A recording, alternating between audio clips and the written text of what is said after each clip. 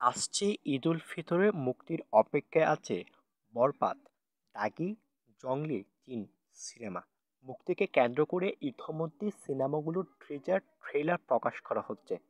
তবে এবার ভিন্নভাবে ঈদে মুক্তির অপেক্ষায় থাকা নতুন সিনেমা নিয়ে এক বার্তা দিলেন নায়িকা বুবলি। জংলি ছবিটি মুক্তিকে কেন্দ্র করে ইতোমধ্যে ছবিটির পোস্টার ট্রিজার প্রকাশ করা হয়েছে। প্রকাশের পর দর্শকদের প্রশংসাও পেয়েছে। এবার বড় চমক দেখালেন স্বপ্নম বুবলি। লুঙ্গি পরে নিজের অভিনীত জঙ্গলি দেখতে যেতে চান তিনি। মঙ্গলবার 18 মার্চ সন্ধ্যায় নিজের ফেসবুকে কয়েকটি ছবি প্রকাশ করেছেন বুবলি। ছবিটিতে লুঙ্গি পরিহিত অবস্থায় দেখা গেছে তাকে।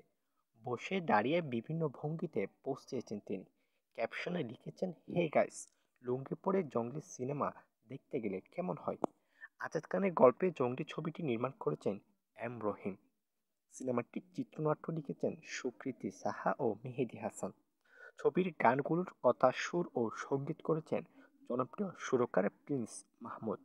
ছবিটিতে সিয়াম বুবলি ছাড়াও অভিনয় করেছেন প্রার্থনা, ফারদিন দিঘি, সোহেল খান, দিলারা জামান, রাশেদ মামুন, অপু, শহীদুজ্জামান সেলিম প্রমুখ।